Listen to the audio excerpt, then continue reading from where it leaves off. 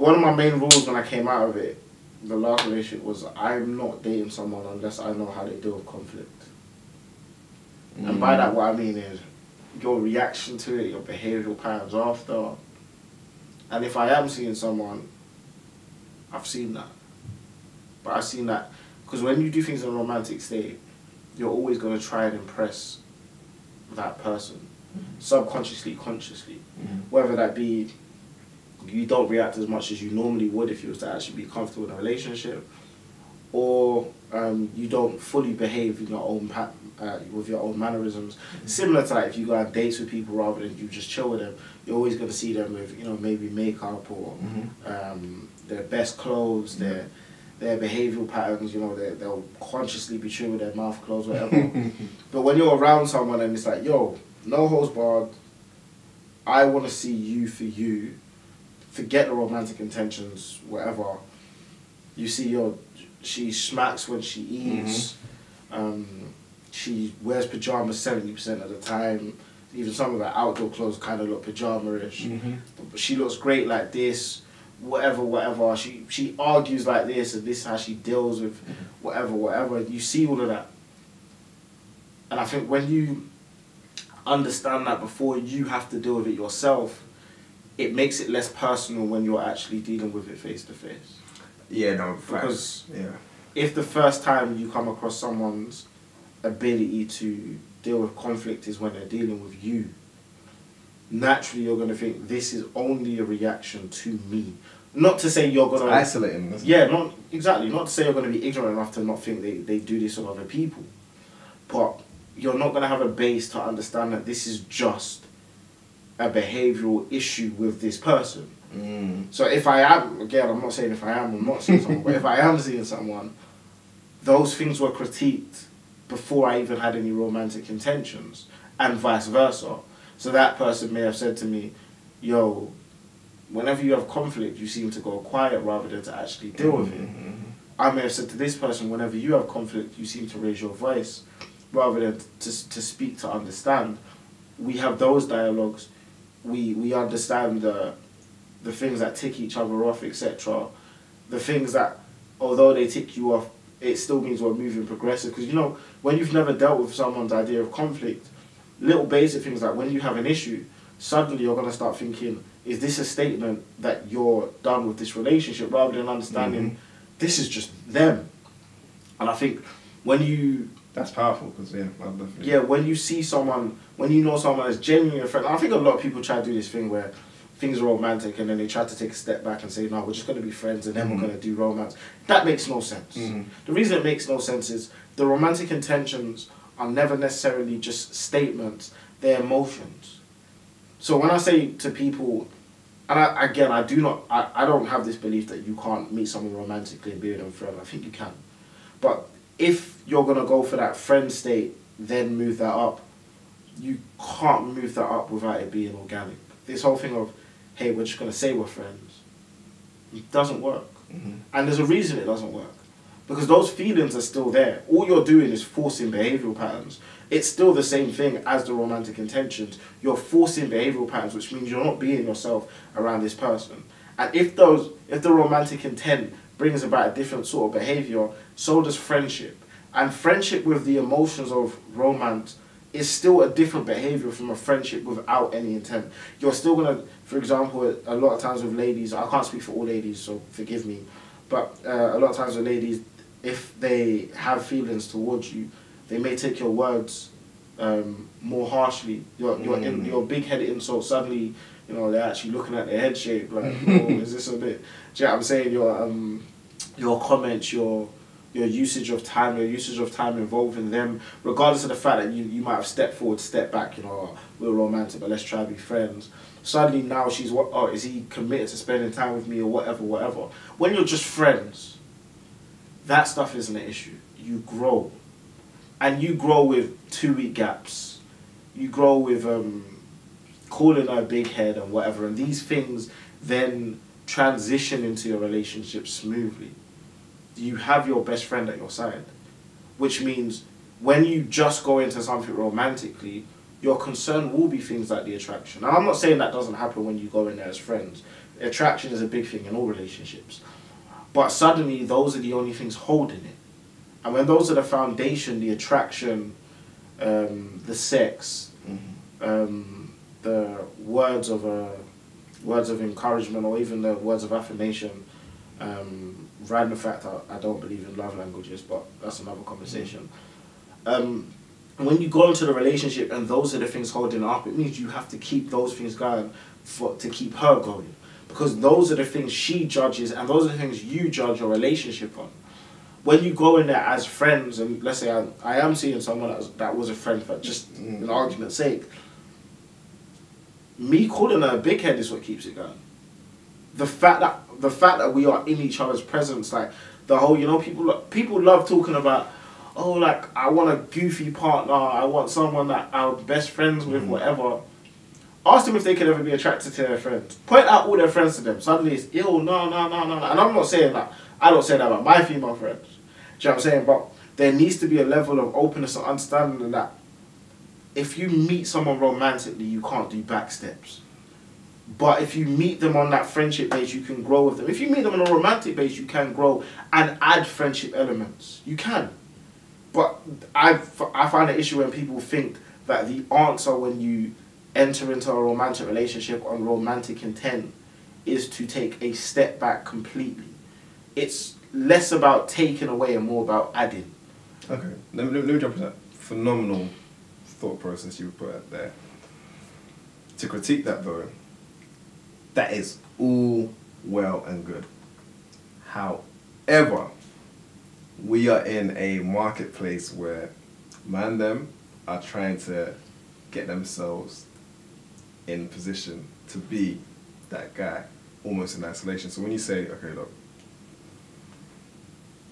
to build that bond, bro, there's other savages around, you know. Sometimes, so sometimes it's like, do you know what? I don't even care. As long as I have access and we can just chill, my yay is going to be different to their yay. So what you're saying is there's guys that could take your girl while you're waiting? No, but I'm talking about the friendship stage. Like, if you like, bro, like, I got female friends and it's 100% cool that I can call them out, buff things, whatever. Like, but I've in my head said, look, you're forever going to be my friend. It's not even to be built to all that. But I'm saying when you're in that embryotic stages, you need to kind of like create enough of a safe space again, where it's like, alright, cool, without us saying that like, I like him, she likes me, we're just gonna chill. We're gonna develop that friendship because it's new. I think the problem is that sometimes women look at it like, he just cool with being my friend. This other guy showed his intention, you know, and then it comes about intentionality. Fact. And within the absence of almost like, okay, cool, let's exist in this space, let's develop. Sometimes they're more like, but this guy wants to date me. This one here, I'm not really sure.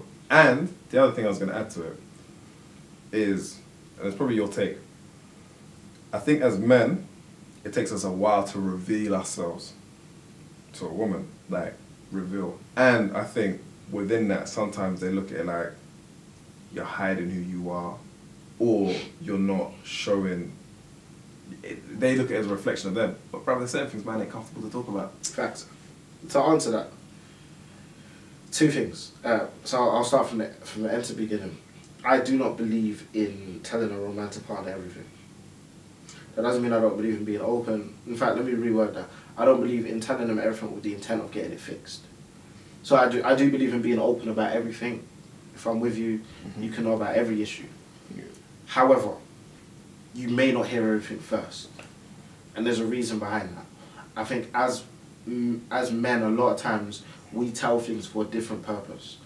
Our purpose is to get it fixed. I'll be completely honest with you. If you hug me and I'm going through something, it means nothing. Absolutely nothing. If I'm going through something, I genuinely want critique, discussion, stuff like that. That's me. I can't speak for all men. So, me personally, I don't necessarily tell a romantic partner everything with the intent. And sometimes, I'll be honest with you, sometimes I think as men we tell women things because it's a currency in relationships. Yeah. Because their perception is you're in the bad books if you don't tell me when you're going through something. And if you do tell me something, it puts you in the good books. Rather than sometimes there's a lot of us that are telling girls things not for our sake, but for theirs. Yeah. Like we're going. Don't want to talk about it. Yeah, we're going through it, and the idea, like, you already know I'm going through it. I don't want to have discussions about it. Facts. Relive Like, it. I could even tell you, like, it's cool for me to just tell you, yo, I can't lie, I'm going through this. You can get in the bad box for just not elaborating. Like, let's say nothing to do with a relationship. Let's say it's a family illness or something like that. It's like, I need you to tell me that you were upset about it last night. It's like, I don't want to talk about it. Not because I'm hiding, you know, they say men bottle everything up.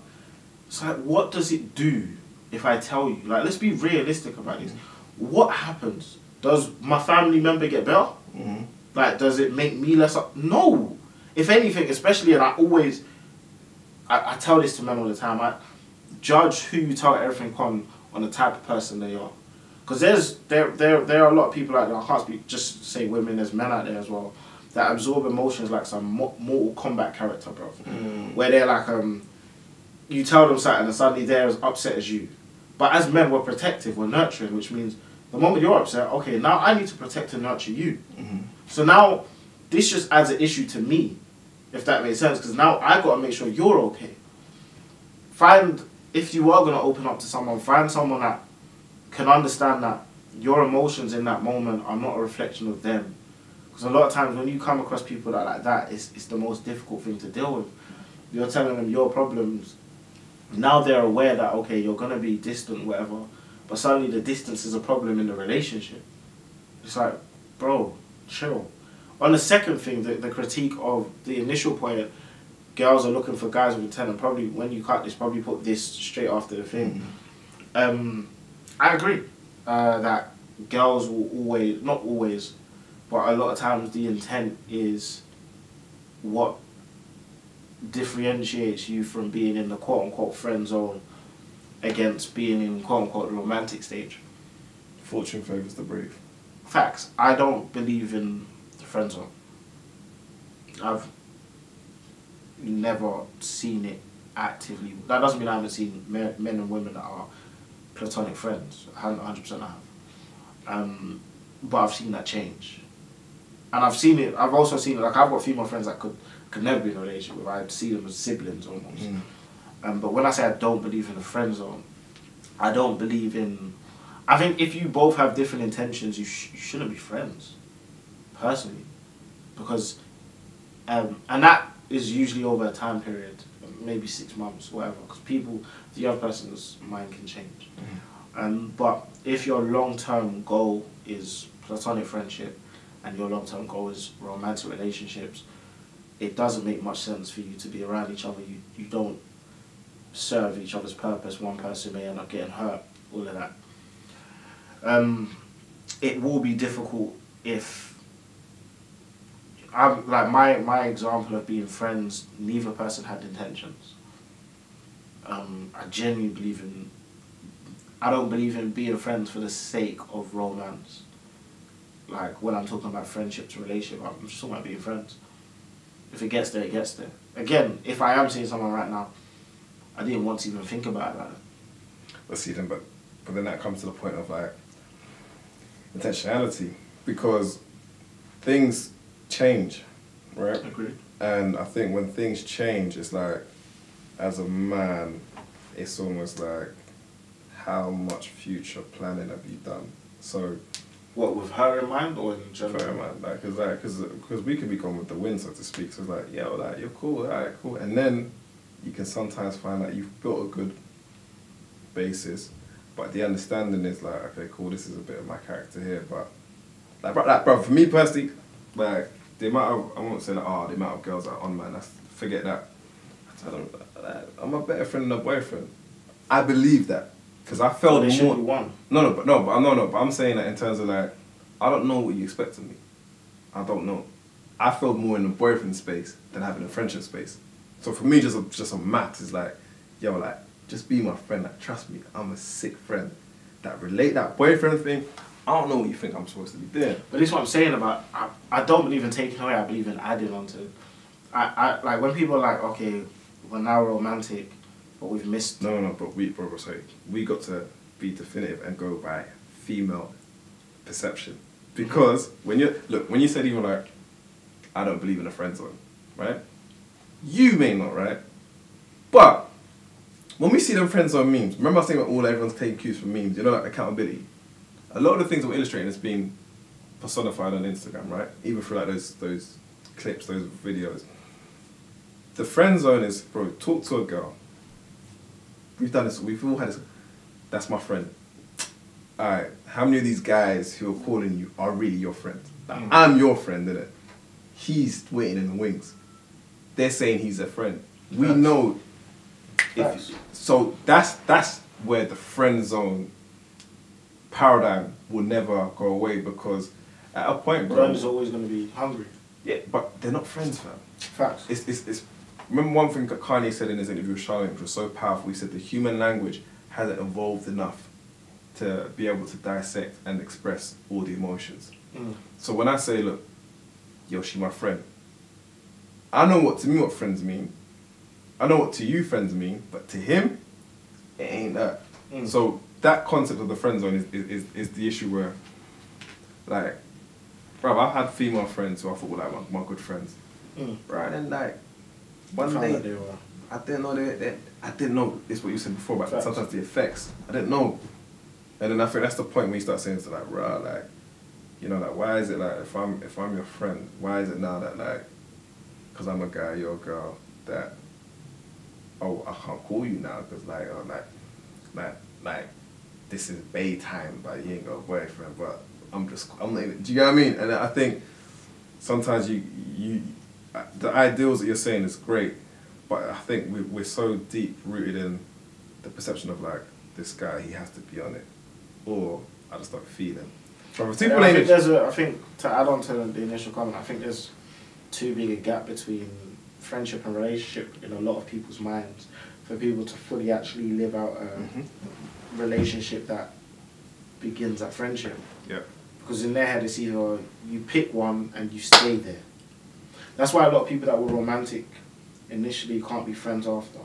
I'm not talking you had sex and now you're brethren. I'm talking you had a full-blown relationship. Yeah. And a lot of people that are platonic friends, even though in any other circumstance they'd be attracted to each other, feel like they could never get together, because we have put together this paradigm that means there is, the gap between friendship and relationship is so far, like so big, which means that rather than understanding that all of the traits in a friendship are there in a relationship and the ones in a relationship are very common within a friendship, and understanding that a relationship is growth. That's something we can never argue. Yeah. Romantic relationship, friendship relationship, business relationship, all of them are growth. If you want to change the definition of a relationship, it's just connection and growth. That's it. So when you have a friendship and you understand that if we've got this and we add attraction because that's there for whatever reason, we add the romantic elements, the elements that you put in when you pursue, we're undefeated. Like the moments that people are searching for, we have. The goofiness, the conversations, the dialogue, the understanding. And I'll even take it as far as this. The understanding of how you've actually dealt with partners, because I've been there. Because that changes a hell of a lot. Because you can only ever judge someone romantically based on how they treat you. Everyone, I don't think there's a person on this planet that's completely transparent about how they were with their past partner. That doesn't mean that they're lying or whatever. There might be things that, it might just be their understanding. If you ask them, they'll be like, no, we broke up for this. The other person will think a different thing. Not because that person wants to discredit their ex-partner. We're humans, we see things differently. When you're actually around someone as a friend, you see it. You critique it when you're there. I don't know, you're the one, you're being an idiot. Right, like, dealing with you is that difficult.